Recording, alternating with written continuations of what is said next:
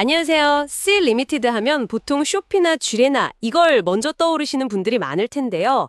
오늘 저희가 좀 깊게 파볼 자료는요. 씨 리미티드의 어쩌면 좀 숨겨진 하지만 무섭게 성장하는 세 번째 엔진입니다. 바로 핀테크 사업부 머니에 대한 분석이에요. 이게 원래 씨머니였는데 2025년 5월에 머니로 이름을 바꿨죠. 네, 맞습니다. 이 분석 자료에서 사실 가장 흥미로운 부분은요. 머니가 어떻게 그저 단순한 결제 기능을 넘어서서 동남아시아 금융시장의 판도 자체를 바꾸는 그런 핵심 플레이어로 커가고 있는가. 바로 그 점인 것 같아요. 그렇죠. 자료를 보면 처음엔 정말 쇼피랑 쥐레나 사용자들 결제 편하게 해주려는 그냥 이원래 수준이었잖아요. 근데 지금은 뭐 완전히 달라졌다고요. 네, 완전히 달라졌죠. 초기에 그 단순 결제 도구에서 이제 벗어나서요. 지금은 모바일 월렛은 뭐 기본이고 소비자 대출, 또 중소기업 대출, 결제 처리, 보험 중개, 심지어 자산 관리 서비스까지 제공하는 그야말로 종합 금융 플랫폼으로 진화했습니다. 와, 종합금융 플랫폼이요? 네. 그러니까 공과금 납부나 오프라인 QR 결제 같은 건 물론이고요. 여러 가지 신용상품 가입까지 그냥 머니 앱 하나로 다 가능해진 거죠. 일단 사용자를 플랫폼 안으로 끌어들인 다음에 더 수익성 높은 금융 서비스로 자연스럽게 확장하는 그런 전략이 좀 보이는 거죠. 분석에서는 특히 머니 성장의 거의 뭐 심장부 역할, 그게 바로 디지털 대출이라고 엄청 강조하던데요. 이게 왜 그렇게 중요하게 다뤄지는 걸까요? 그게 동남아시아 시장의 특수성 때문인데요. 성인 인구의 상당수가 은행 계좌가 아예 없거나 있더라도 금융 서비스 접근이 좀 어려운 상황이거든요. 자료에 따르면 그 비율이 한 70% 이상이라고 하죠. 70%나요? 와. 네. 무비는 바로 이 전통 금융의 빈틈, 이 부분을 정확히 파고들고 있는 겁니다. 인도네시아나 필리핀, 싱가포르 같은 주요 국가들에서 이미 디지털 뱅크 라이선스를 확보했고요. 쇼피 페이레이터 같은 소위 말하는 BNPL, 선구매 후결제 신용상품을 굉장히 공격적으로 확장하고 있어요. 사실상 뭐 수억 명의 잠재 고객을 대상으로 사업을 하는 셈이죠.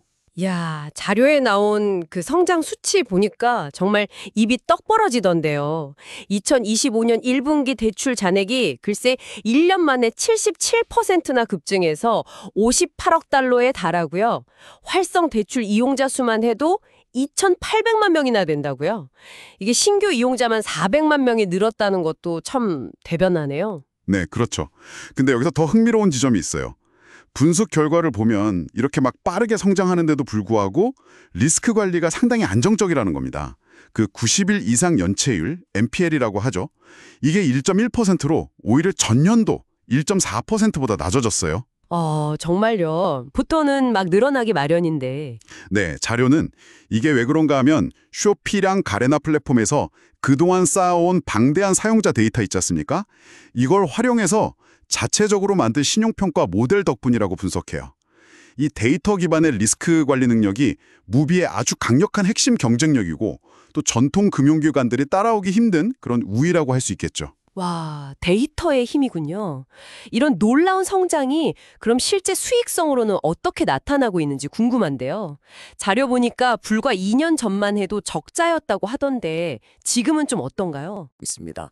2025년 1분기 문의 매출이요. 전년 동기 대비 58% 증가해서 7억 8,700만 달러를 기록했고요. 핵심 영업 수익성을 보여주는 지표인 조정 EBITDA는 2억 4,100만 달러로 이게 벌써 4분기 연속 흑자예요. 4분기 연속 흑자요? 네, 이게 C그룹 전체 매출 성장률이 한 30% 정도 되는데 그거보다 훨씬 높고요.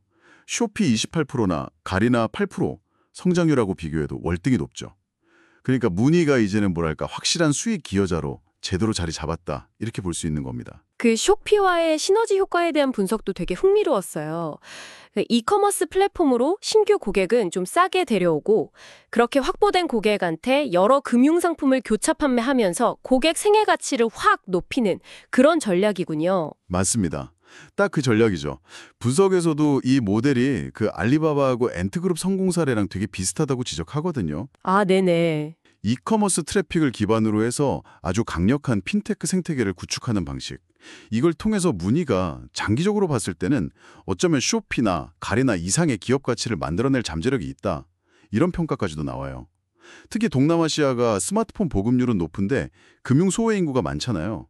그리고 정부도 디지털 금융을 장려하는 분위기고 이런 구조적인 요인들이 성장을 계속 뒷받침하고 있다고 분석하고요. 물론 뭐 자료에서 마냥 장밋빛 전망만 얘기하는 건 아니겠죠. 당연히 리스크 요인들도 짚어주고 있던데요. 네, 당연히 있죠. 분석에서는 우선 이렇게 대출이 빠르게 늘어나는데 여기서 생길 수 있는 잠재적인 부실 위험, 이걸 앞으로도 계속 잘 관리할 수 있을 거냐, 이게 첫 번째고요. 또 각 나라마다 규제가 계속 변하잖아요. 이런 예측 불가능한 규제 변화에 어떻게 잘 대응할지. 그리고 마지막으로 그랩이나 고토 같은 아주 강력한 경쟁사들이 계속 추격해 오고 있는데 이런 경쟁 심화 같은 것들을 주요 도전 과제로 꼽고 있습니다. 이런 부분들을 앞으로 어떻게 잘 헤쳐나가느냐가 무비례의 지속적인 성장의 관건이 될 겁니다. 네, 그럼 정리를 좀 해보면요. 문의는 더 이상 세일 리미티드 안에서 그냥 보조적인 역할, 이게 아니라 그 동남아의 방대한 금융 소외계층을 적극적으로 공략하면서 자체적인 생태계를 막 확장해 나가는 그야말로 그룹의 미래를 이끌어갈 핵심 성장 동력으로 확실히 떠올랐다. 이게 오늘 저희가 살펴본 자료의 핵심 내용이라고 할 수 있겠네요. 그렇습니다.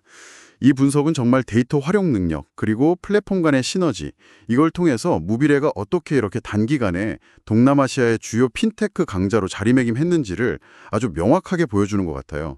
물론 아까 말씀드린 그런 리스크 요인들을 생각하면 앞으로 경쟁 환경이라든지 규제 변화 같은 것들은 계속 좀 지켜봐야 할 필요는 있겠죠. 네, 오늘 저희와 함께 문의의 잠재력을 좀 확인해 보셨을 텐데요. 여기서 한 걸음만 더 나아가서 이렇게 이커머스랑 핀테크가 착 결합된 모델이 앞으로 우리의 소비 방식이나 금융생활 전반에 어떤 변화를 가져올지, 그리고 이게 또 당신의 삶에는 어떤 의미를 가질 수 있을지 잠시 한번 생각해 보시는 것도 꽤 흥미로운 시간이 되지 않을까 싶습니다.